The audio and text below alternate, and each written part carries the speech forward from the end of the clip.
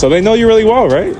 You're like their mother. I've been walking for like almost 10 years. 10 years? Yeah. What? So do you feel like you spend more time with them than the owner sometimes? Am I being too loud with the question? Because I'm thinking if you see them every day, then... I'm definitely number 2. They're definitely number 1. Yeah, that's fair enough. What's up, guys? Can I pet? Oh, yeah. Oh, okay. Cool. Come on, don't tease them. There you go. Yeah, I'm not the best with dogs, That's but okay.